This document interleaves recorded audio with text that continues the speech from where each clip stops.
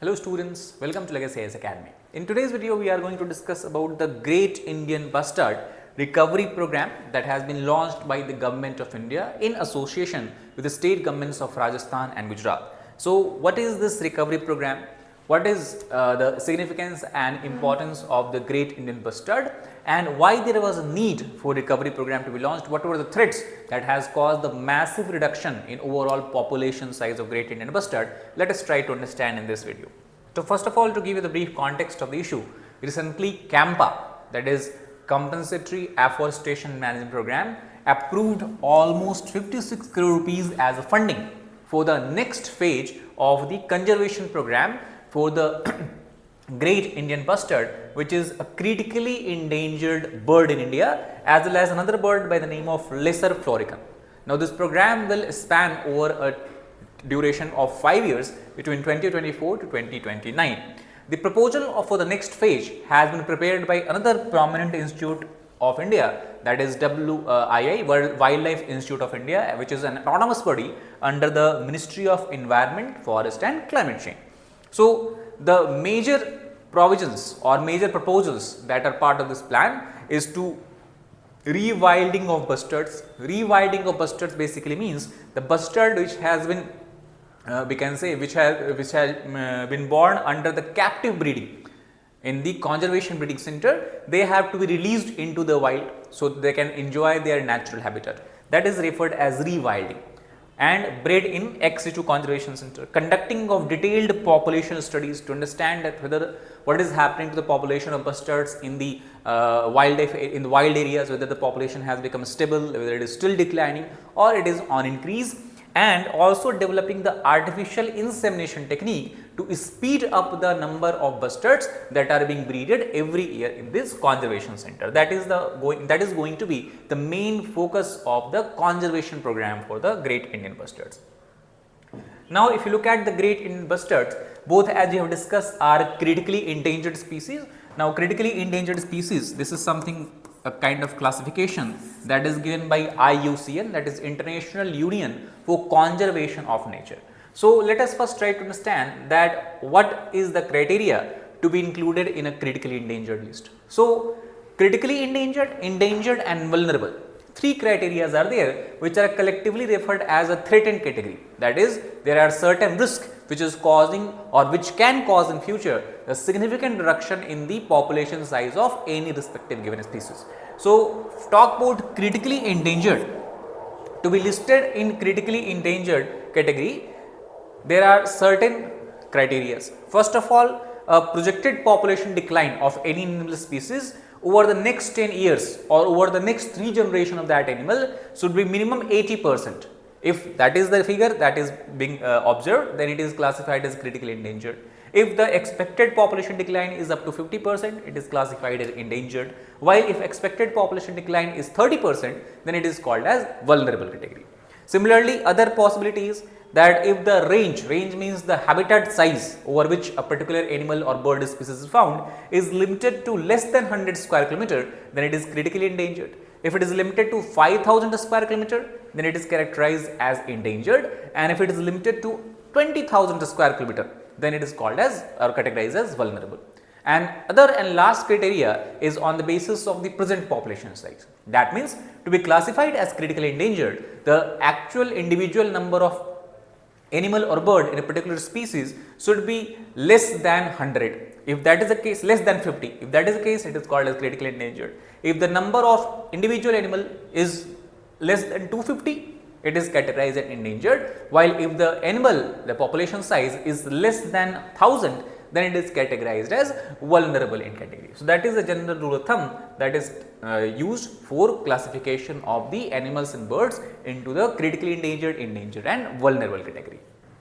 So, again coming back to our topic, currently bustard and lesser florican both has been categorized as endangered species.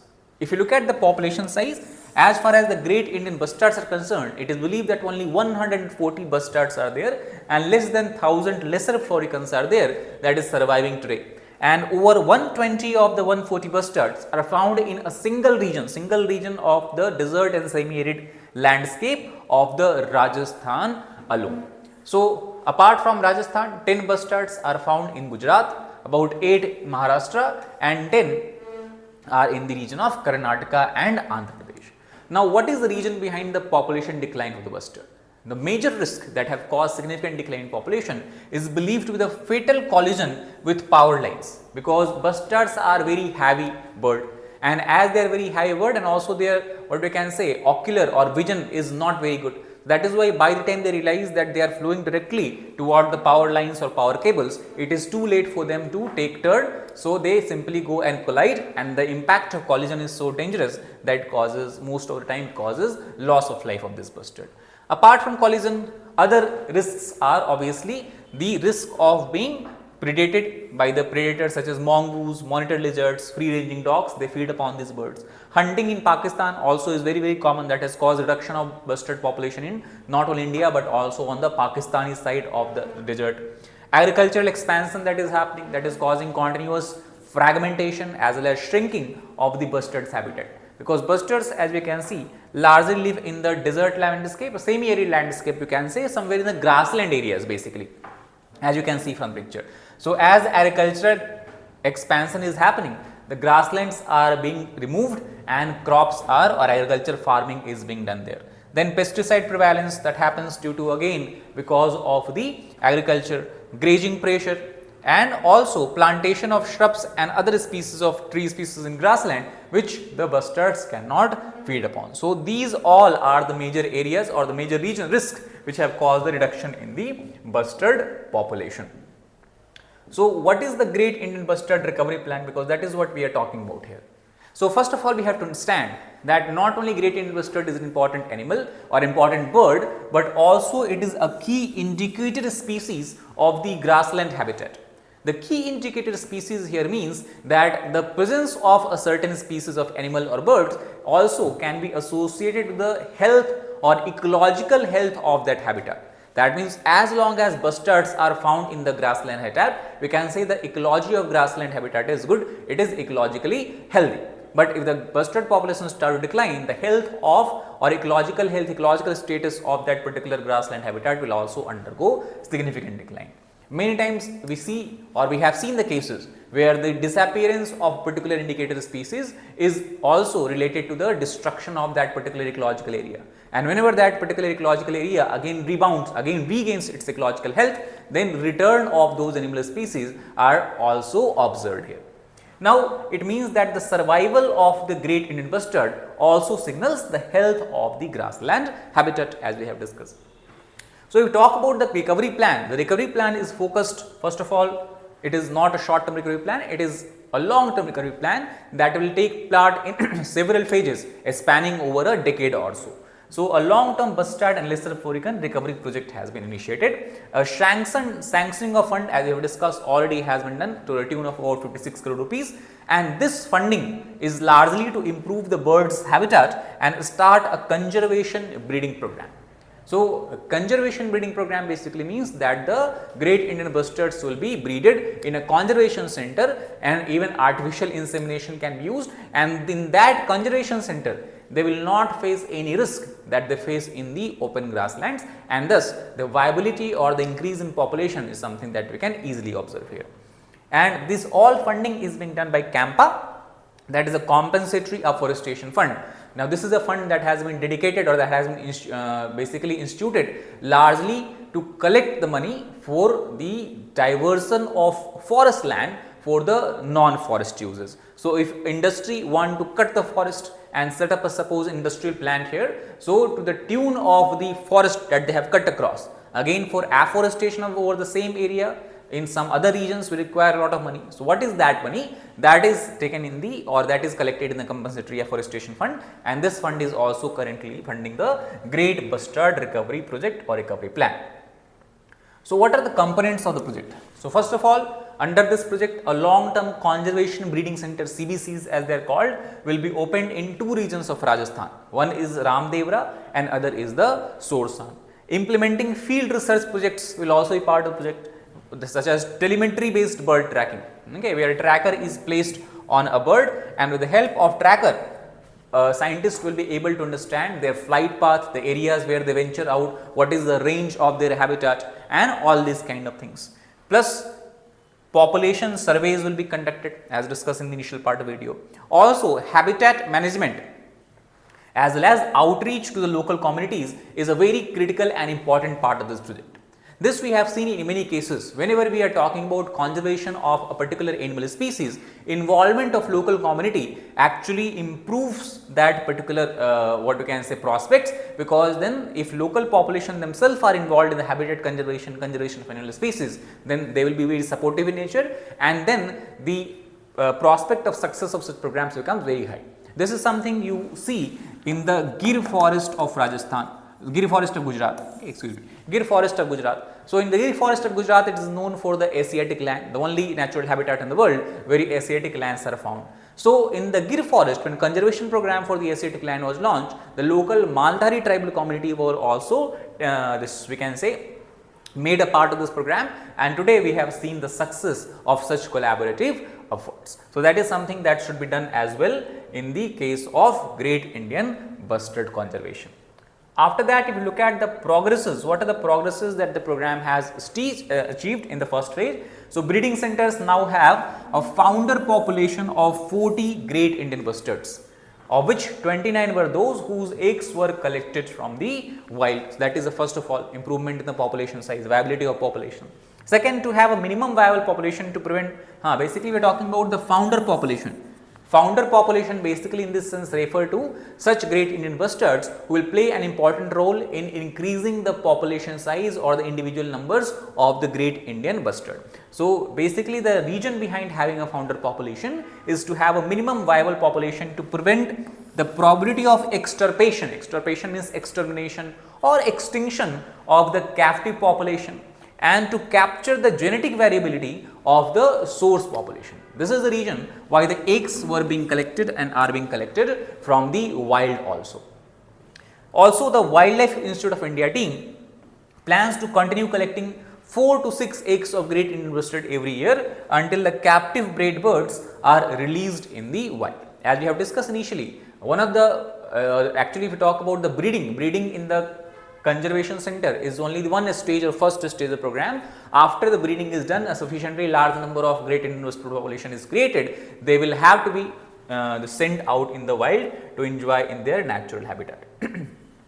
Now in this context, we have to understand that the next phase of GIB and lesser florican conservation between 2024 to 2023, the immediate next phase will run till 2029. The target in this phase, the second phase, is to complete the upgradation of the conservation breeding center at 2 places in Rajasthan as we discussed, Ramdevra, and the development of the lesser florican CBC at Sorsan, both are in Rajasthan. Also, the release which will be done in the next phase will not be actual release in the beginning. Actual release in the wild would be preceded by what is referred in environment and ecology as the soft release in the enclosures of Rajasthan. So, soft release is something that looks like this. It is a kind of cage, and this cage we are having what we can call as a burrow system outside the cage. So, initially in soft release cages, first of all the cage itself is assembled, that means it can be dismantled and it is much more easier to transport them.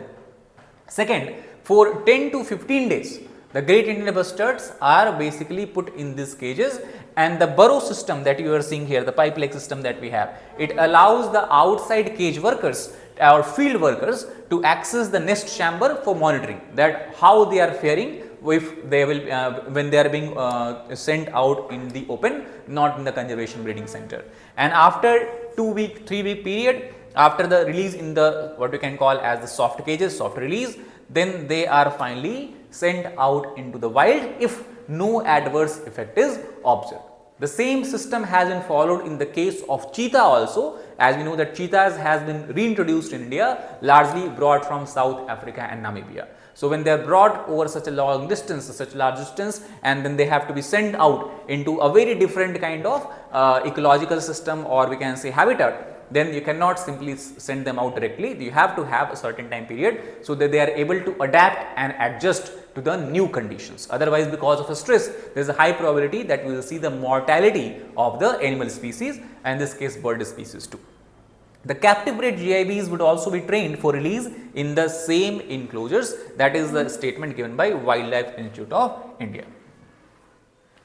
Now, the next phase is focused upon the habitat management and rewilding also. So, in this case, first of all, for management of habitat, the focus should be on mitigating the risks that is posed by the threat to the Great Indian Bustards. The 6-7 threats are there that we have discussed already. Bustard release sites will be also a kind of inviolate space where no other activity will be permitted, whether it is grazing activity, whether it is agricultural activity or any kind of direct human interference, we can say. So, that area will span over a 200 square kilometer plus 20 square kilometer of transition zone or border zone is also being thought about. Speeding up of mitigation of power lines, because as we have discussed, the biggest risk or the biggest threat to the bustard is the collision with the power line. So, in that case a PIL already were filed in the Supreme Court of India. So, mitigation of power lines such as we can say putting up of the bird diverter. Bird diverter basically is a kind of large mirrors which reflect back huge amount of light and thus allows the bird or basically it encourages the bird to deviate from the path which can lead to collision. So, this kind of mitigation of power lines and prepare such areas in Rajasthan and range state like Gujarat and Maharashtra, that is also going to be a major method of habitat management. And last, habitat restoration is also believed to have happened. It will believed to have happen when with the support and benefit of the local community, the tribal community specifically, as we discussed before, keeping their livestock grazing rights under consideration. That means the when you talk about the habitat management, it is not only that we have to care about the birds also, there are a lot of people living in these areas whose livelihood depend on the ecosystem. So, we have to have a balance, a very good balance between the rights of a bird and the rights of the humans. So, that is something which the organization have to take into consideration. That is all about this particular video. I hope you understood about the significance of Great Indian Bustard, a brief introduction about them and the new conservation breeding program launched by Government of India. Thank you very much.